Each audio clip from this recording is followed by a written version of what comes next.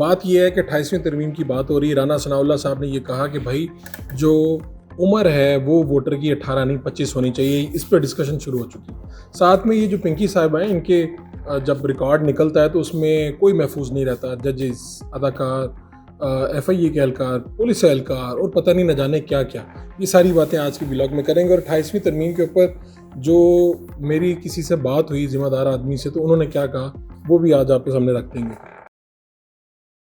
पहले तो सबसे पहले आपके सामने ये रखते हैं कि हुआ ये है कि 28वीं तरमीम पे बहुत से लोगों से बहुत सी बातें हुई हैं। आज तोसी भी हुई है KP कैबिनेट में, और एक वफद भी मिला है गवर्नर KP फैसल करीम कोंडी से, जो डेफिनेटली जरदारी साहब के, बिलावल साहब के बड़े क्लोज हैं। और उन्होंने वहाँ पे कहा कि अगर 28वीं तरमीम आ रही है, और इससे पहले अपोजिशन लीडर महमूद अचकज़ई साहब पार्लियामान में कह चुके हैं कि आपका बाजू मरोड़ने की कोशिश हो रही है। नदीम अफजल चंद के बयान भी रिकॉर्ड में मौजूद हैं कि जी जब भी कुछ ऐसा होता है तो फिर नैब बड़ी एक्टिव हो जाती है, एंटी करप्शन बड़ा एक्टिव हो जाता है। तो ये कहा जा रहा है मुअय्यना तौर पे कि भाई धमकी जो है वो, या ड्रावा जो है वो एंटी करप्शन और नैब का है कि अगर ऐसा कुछ होता है तो फिर सिंध में 15-20 वुज़रा हैं जिनका हर लिस्ट में नाम होता है, वो पकड़े जाएंगे और उनके अंदर बड़े बड़े लोगों की जान है।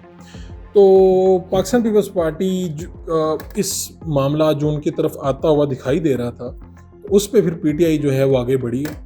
और शफी जान साहब से भी बात हुई, उन्होंने भी ये कहा कि भाई जो वज़ीर इत्तलात हैं KP के, कि अगर तो पाकिस्तान पीपल्स पार्टी इस तरमीम की मुखालफत करती है तो हम उनके साथ खड़े होंगे। मौलाना फजलुर रहमान लेकिन इस सारी बात में रूठे रूठे नज़र आते हैं। जरदारी साहब के हवाले से जो कराची में खड़े होकर उन्होंने बातें की हैं वो अब आप सबके सामने हैं। उन्होंने कहा एक तरफ कहते हैं ससना दो, इसे कोई पकड़ नहीं सकेगा, और दूसरी तरफ ये इतना बड़ा ये है वो है, इस तरह की जो बातें उन्होंने की वो भी आप सबके सामने है। अब खबर क्या है वो आपके सामने रख देते हैं। खबर ये कि 28वीं तरमीम के ऊपर ये बहस तो बहरहाल शुरू हुई है, फ़ौज के बजट से लेके कि भाई ये फेडरल के ऊपर सारा बोझ नहीं आना चाहिए। नहरी पानी के ऊपर आपको पता है जरदारी साहब और सिंध का एक पूरा स्टांस है, नए सूबों के हवाले से, और बहुत सी चेंजेस जो पाकिस्तान के जो ताकतवर हल्के करना चाहते हैं उसमें रुकावट पाकिस्तान पीपल्स पार्टी की क़यादत है।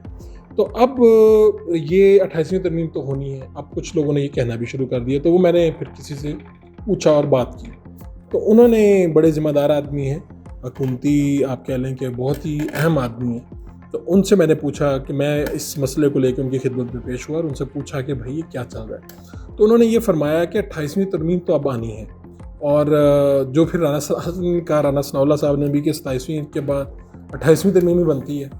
पीपल्स पार्टी बहरहाल बिलावल भुट्टो साहब कह चुके हैं अपनी टीम को कि भाई बस अब कोई तरमीम नहीं आनी। तरमीम में बहुत सी मुख्तलिफ बातें हैं, ख़ास तौर पे मैंने जो आपको बजट वगैरह की बातें की, और एक उसमें नुकता बड़ा ही अजीब है जो मैं कहूँगा कि शायद मैंने ये कह भी दिया है कि हुकूमत और पाकिस्तान पीपल्स पार्टी और मुस्लिम लीग नून अपने पाँव पे कुल्हाड़ी मारेगी अगर वो ये काम करेगी कि 18 से 25 साल उम्र करनी है। वो उनको किसी ने ये तजवीज़ पहले भी हुकूमत को दी थी किसी ने, कि जो ये वोटर है, ये तहरीक इंसाफ का वोटर है, तो आपने जो रही सही कसर है यूथ में, अगर आपकी कोई थोड़ी बहुत हमायत मौजूद है तो वो भी इस फैसले के बाद आप इसे यकीनी तौर पर ख़त्म कर लेंगे। और आपको, अगर आप इस बात से डर गए, मगर आपको काम करके कायल करके इन लोगों को अपने लिए वोट के लिए कायल करना चाहिए, ना कि इनको आप 18 से ख़त्म करके 25 से करें। तो आपका क्या ख्याल है कि 25 के बाद वाले जो हैं वो इन्हीं को वोट देंगे, नून को। और आपकी तो जो प्रेजेंटेशन है, जो आपके वफाकी वज़रा हैं, वो रिलेट ही नहीं उनसे यूथ कर पाती। वही चेहरे हैं, बार बार 7, 8, 10, 15, 20 मरतबा वही आ जाते हैं। और मैंने तो नून लीग के एक बड़े अहम आदमी से ये कहा था कि आपकी कैबिनेट तो लिख के दी जा सकती है कि अगली कैबिनेट कौन सी होगी, क्योंकि हमें पता है यही चेहरे आने हैं।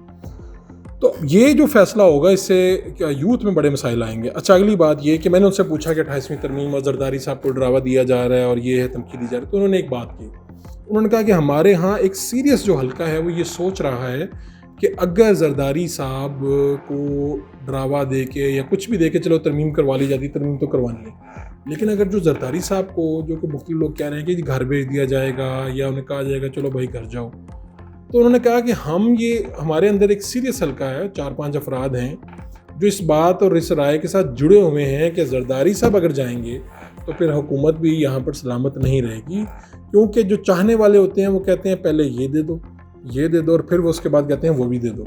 तो सिर्फ जरदारी साहब नहीं जाएंगे, फिर शामत इस हुकूमत की भी आएगी, फिर वजारत उज़्मा भी जाएगी। ये यानी जो मेरी बात हुई, और उन्होंने कहा कि ये हमारे यहाँ एक बड़ी ज़बरदस्त राय पाई जाती है और हमारा आज बड़ा ज़बरदस्त ताल्लुक़ है, हम सब कुछ हैं, एक पेज पे हैं, दरमियान में से हवा भी नहीं गुजरती और ये और वो। लेकिन उस सब के बावजूद अगर जरदारी साहब की शामत आएगी या जरदारी साहब घर जाएंगे तो फिर हमारा भी जो किला है वो मजबूत नहीं रहेगा। तो ये अब तक की वो बात है जो मैंने आपके सामने रखी। पिंकी वाली मैं आपके सामने बात कर रहा था, इंकशाफात बढ़ते जा रहे हैं। हमारे ही शो में कराची के हमारे आसिम भट्टी साहब, उन्होंने ये फरमाया कि 2018-19 में एक शख्स गिरफ्तार होता है विक्की, उसके कुछ ताने बाने मिलते हैं और वो पता चलता है जो उसको पकड़े जाते हैं कि जी मैं तो जनाब बनी गाला से भी मेरा कोई ताल्लुक़ है, वज़ीर आज़म हाउस तक भी मेरी चीज़ें जाती हैं, ये है वो, मंशात फरोश था।